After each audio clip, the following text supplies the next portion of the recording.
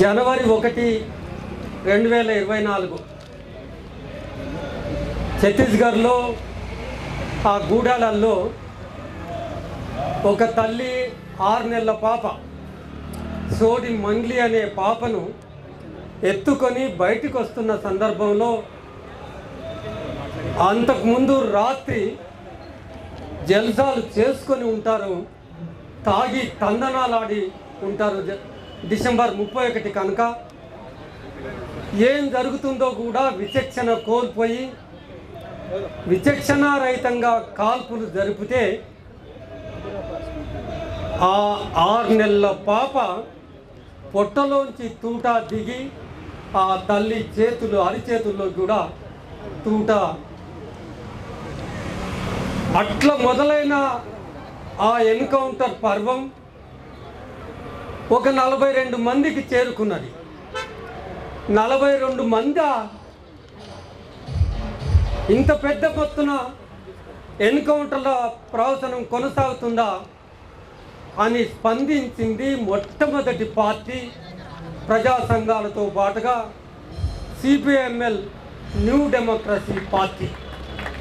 ఆ పార్టీ ఆధ్వర్యంలో మిగతా ప్రజా సంఘాలు అన్నీ కలిపి ఆదివాసీ హక్కుల పోరాట సంఘీభావ వేదికని ఈ మారణ హోమాన్ని నిర్వహించాలనే ఉద్దేశంతో ఏర్పాటు చేయడంలో కీలక భూమిక పోషించిన ఈ పార్టీ మళ్ళీ మొట్టమొదటి పార్టీగా ఆపరేషన్ కగార్కు వ్యతిరేకంగా ఒక బహిరంగ సభ నిర్వహించాలని తలపెట్టింది.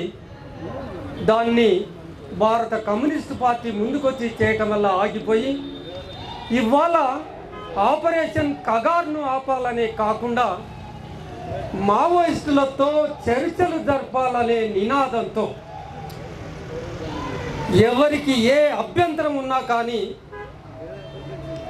బ్యానర్ మీదనే మావోయిస్టులతో చర్చలు జరపడం కోసం ముందుకు రావాలని ఆ నినాదాన్ని ముందుకు తీసుకొచ్చి ఒక ప్రజా ప్రదర్శన జరుపుతున్న సిపిఎంఎల్ న్యూ డెమోక్రసీ పార్టీకి పౌర హక్కుల సంఘం హక్కుల ఉద్యమ అభినందనాలు మరొకసారి తెలియజేస్తూ ఉంది.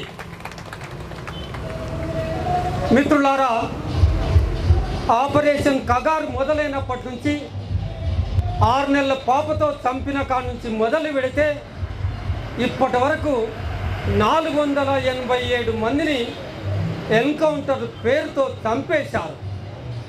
అందులో 350 మందికి పైగా ఆదివాసీలు చనిపోయి ఉన్నారు. మరి ఇంత పెద్ద మొత్తంలో ఎందుకు ఈ మారణహోమం కొనసాగిస్తుంది అంటే మనం అనుకున్నట్టుగా బీజేపీ పరిపాలిస్తలేదు. ఈ దేశ పెట్టుబడిదారులు, సామ్రాజ్యవాదులు ఈ దేశాన్ని పరిపాలిస్తున్నారు.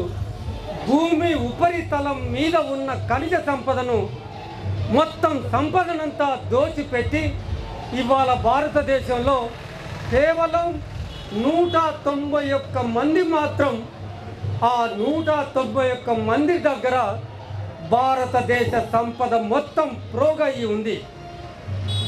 ఈ బీజేపీ ఉన్నది, పాలక వర్గాలు ఉన్నాయి, మొత్తం ఊడ్చి కార్పొరేట్ చేతుల్లో పెట్టే ప్రయత్నం చేస్తున్నారు. కనుక ఈ దేశంలో ఆకలి, ఈ దేశంలో దరిద్రం మొత్తం ప్రపంచ దేశాల్లో 31 దేశాలను గుర్తించారు.